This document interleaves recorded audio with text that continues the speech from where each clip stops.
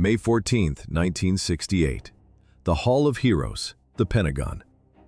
President Lyndon Johnson stands before a boatswain's mate first class. Government camera flashes reflect off the polished stone walls.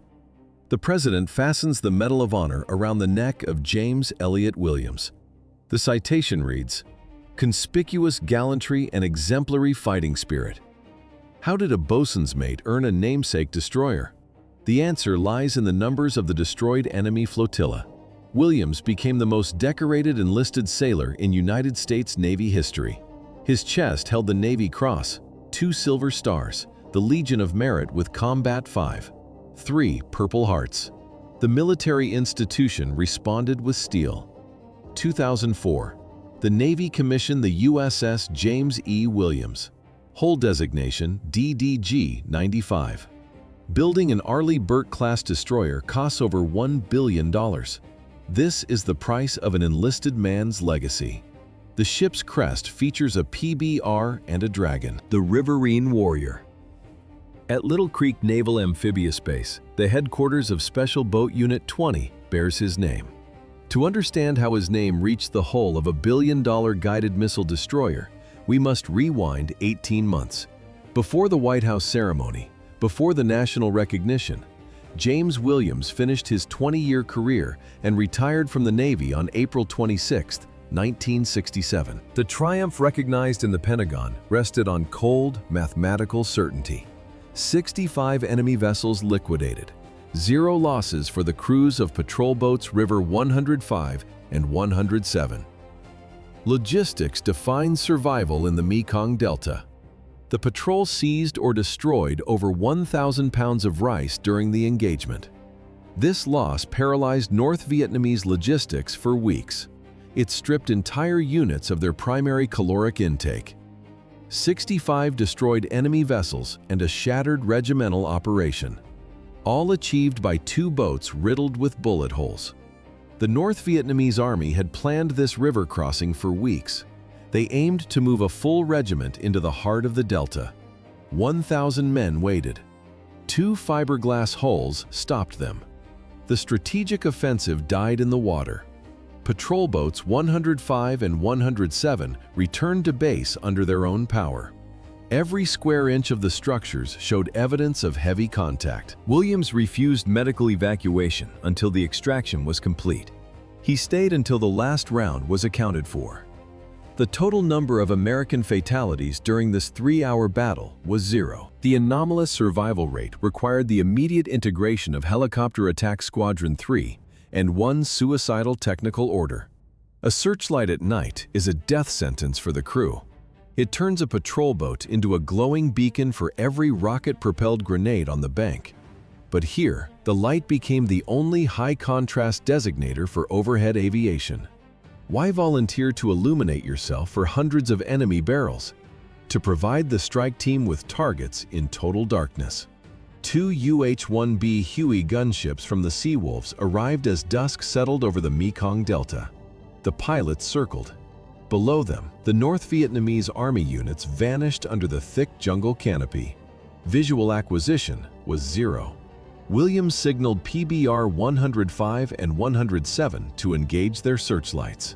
The blinding white beam sliced through the humid air. It caught the wooden holes of the hidden sampans. The contrast was absolute. Seawolf pilots rolled into their attack runs. They launched 2.75-inch unguided rockets. The physics were brutal.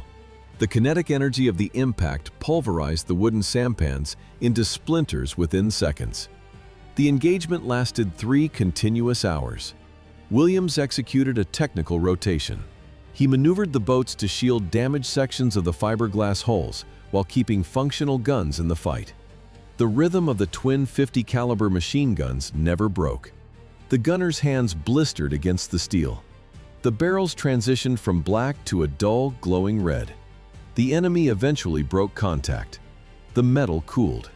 The steel ammunition cans were empty. The coordination with air support and the use of spotlights only mattered if the boats could survive the next 60 seconds. Retreating was a statistical death sentence. Reversing would expose the unarmored stern and the engines to concentrated fire from the banks. Williams chose the kinematics of a direct charge. He ordered full throttle. This was the beehive maneuver. Both PBRs accelerated to 28 knots and drove straight into the center of the enemy swarm. The rhythmic roar of the twin 50 caliber machine guns vibrated through the thin fiberglass hulls. These boats were never designed for a head-on collision. The geometry of the fight shifted instantly. By closing the distance, Williams used the enemy's own fleet as a human shield. The North Vietnamese gunners on the riverbanks held their fire. They couldn't shoot without hitting their own men in the middle of the canal. It was a high-speed knife fight in a narrow corridor. The forward guns hammered at point-blank range. Heavy wooden hulls splintered and capsized under the kinetic impact of the 50 caliber rounds. Williams and Poling worked the throttles like fighter pilots, zigzagging through the wreckage. Speed was the only armor left. Both PBRs punched through the ambush and broke into open water. The beehive maneuver was not a tactical choice. It was a forced response to a catastrophic intelligence failure. Williams had not found a local scout party. He had crashed into the primary crossing point for a North Vietnamese strike force. Where did a 1,000-strong group come from in the Delta? It was a hidden bridgehead for a massive NVA offensive. The two fiberglass boats entered the narrow canal on No Heap Island. The jungle canopy tightened. Standard procedure dictated a retreat and a call for air support. Williams ignored the manual. He ordered the pursuit. The canal opened into a massive staging area. Hundreds of junks and sampans clogged the waterway. Regular NVA troops moved in disciplined lines along the banks. Heavy machine guns and recoilless rifles tracked the boats from both shores at point-blank range. A sharp metallic clank echoed over the water. It was the sound of RPG launchers and recoilless rifles being cocked. The patrol had stumbled into the concentrated forces of the 261st and 263rd Viet Cong battalions. Intelligence later confirmed the scale. 1,000 troops held the north bank. Between 200 and 900 soldiers occupied the south. The combined density of fire exceeded the patrol's survival threshold 50 times over. The trap snapped shut. Shrapnel tore into Williams's side near the kidney. He stayed at the wheel. Blood was a secondary concern. The enemy engaged with RPGs and heavy weaponry from a distance of mere yards. The boats enter a narrow canal on No Heap Island. The crew looks up. Hundreds of muzzles track their movement from the muddy banks. Every weapon is locked on an open, unarmored deck. An NVA regiment typically fielded between 1,000 and 1,500 regular soldiers equipped with heavy weaponry. How did two boats end up in the center of an enemy regiment? They trapped themselves, choosing a breakthrough over retreat. Entering the kill zone began with an aggressive but routine pursuit of motorized sampans. October 31, 1966. Boatswain's Mate First Class James Elliot Williams was conducting a standard patrol. The task? Enforce curfews and inspect river traffic. The reality? A head-on collision with a massive regional offensive. The metallic snap of hundreds of charging handles echoes through the dense jungle. The greenery peels back to reveal a systemic trap. 8 sailors in 2 fiberglass boats against 1,000 regular Army soldiers. The PBR holes were made of the same material as commercial swimming pools. They offered zero protection. One RPG hit meant total disintegration. The NVA 261st and 263rd Battalions had established this staging area as a launch pad for a major strike across the Mekong Delta. Williams faced a binary choice: reverse and die under a crossfire, or accelerate and hope. He chose the center.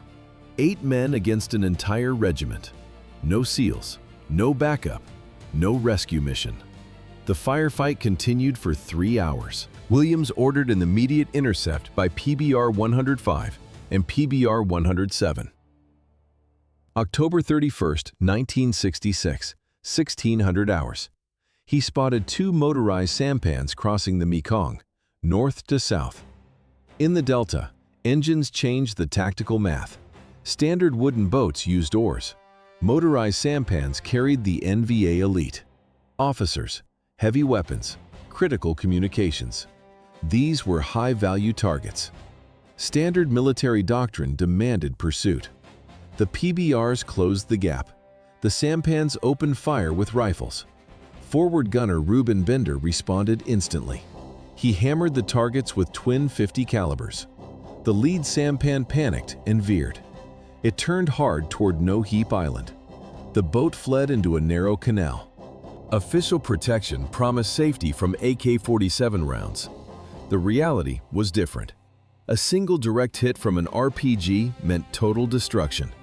To survive a narrow canal against B-40 launchers, the crew relied on overwhelming fire density. Why did a boat with such firepower lack heavy armor? Added weight would have stripped the platform of its primary weapon, speed. High firepower was bought with zero survivability. The PBR was a glass cannon. The primary killing tool sat in a rotating turret at the bow. Two twin M2 Browning .50 caliber machine guns.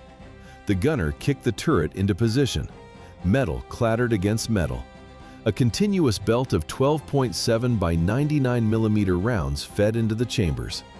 Heavy brass casings ejected, clinking onto the fiberglass deck in a rhythmic pile. This round was a relic of World War I. Engineers designed it to punch through aircraft and light tanks. Against wooden sampans and bamboo bunkers, the .50 cal functioned as a delete button. It could reach out 1,800 meters. The PBR carried more lead per square foot than a destroyer. A single .50 caliber guarded the stern. Two M60 machine guns covered the port and starboard rails. For targets behind cover, the crew used the Mk-18 40mm grenade launcher. It was hand-cranked. Explosives dropped into sampans like rain. Protection was minimal. Beyond the small ceramic gun tubs in the coxswain's flat, there was only thin fiberglass. The crew hung flak jackets and sandbags over the side. It was a desperate attempt to stop shrapnel. On October 31, 1966, Williams and his crew knew the risks. A B-40 rocket would end the mission instantly. The technical trade-off was absolute. Two Detroit diesel engines roared, vibrating the entire hull. The smell of unburnt fuel and hot oil filled the air. You could hear a PBR coming from 1,600 meters away. Stealth was impossible.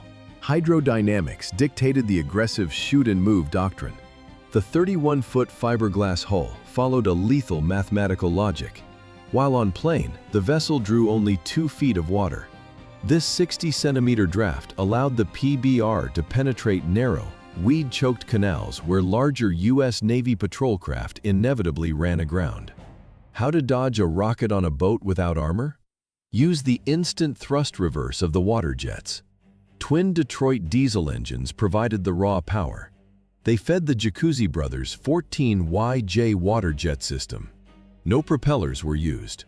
This system functioned without screws, allowing the pilot to change the thrust vector instantly. In a firefight, math replaced armor. The pilot could spin the craft 180 degrees without losing momentum. This maneuverability served as the only defense against incoming B-40 rockets. High-speed evasion was a mechanical requirement.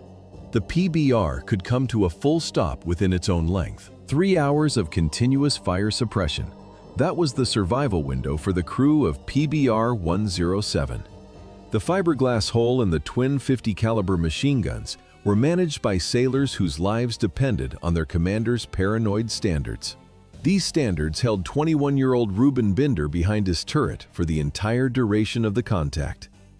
The metallic clatter of .50 caliber links feeding into the breach echoed through the hull. Binder was a kid from Brooklyn. His mother, a Holocaust survivor, wore long sleeves to hide the ink of the camps. Binder understood the price of survival. He locked onto his target. He maintained a continuous sector of fire. He initiated the engagement when the enemy opened up and kept the barrels cycling through the heat.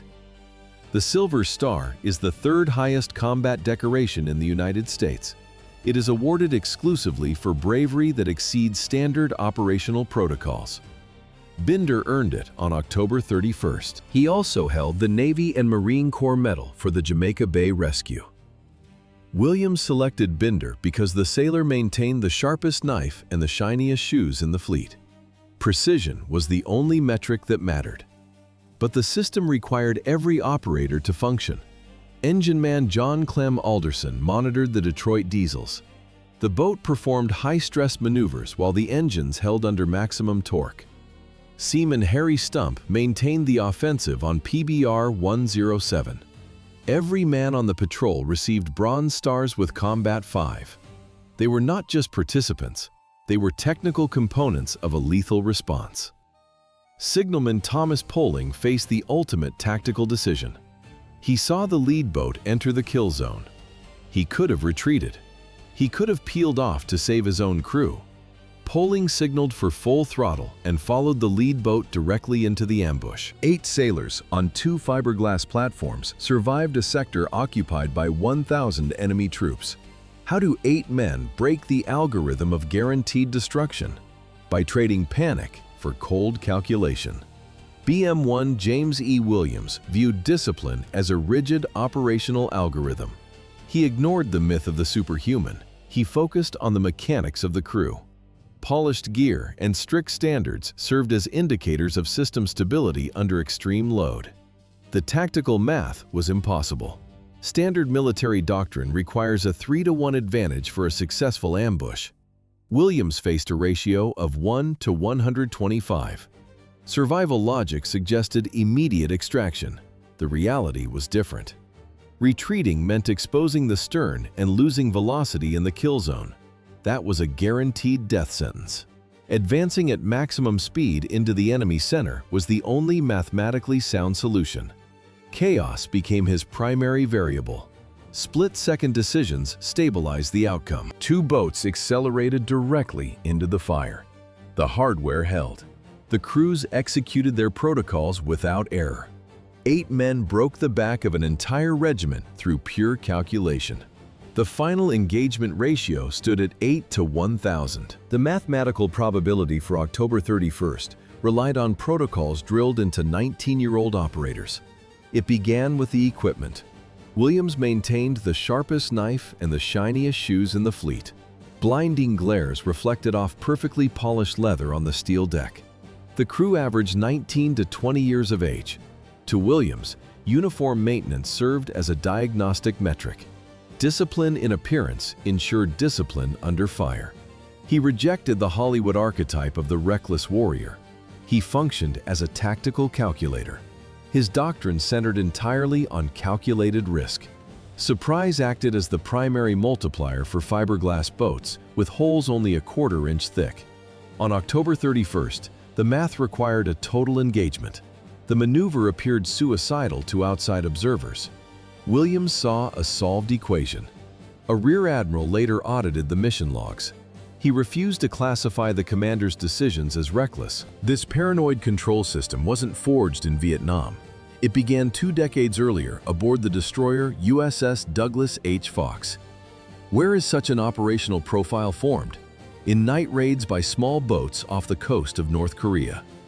Icy fog clung to the steel hulls. Visibility, 0. Williams mastered hydrography in these waters. He mapped the seabed. He measured the depth under the keel while North Korean batteries watched the dark. Sound discipline was the law. No voices, no metal striking metal. If stealth failed, he learned the mechanics of killing at close range. His career started as a statistical anomaly. In 1947, the United States military was in massive post-war contraction. Units were dissolving. Forging documents to enlist was a rarity. Williams walked into the county clerk's office. He pushed the paper across the desk. The clerk corrected the birth date with a single stroke. 16 years old became 18. Williams walked out with a draftee status and a future. By 1966, he was a boatswain's mate first class. The younger sailors called him the Old Man. Most of his crew were 19 or 20 years old. James Elliot Williams was 35.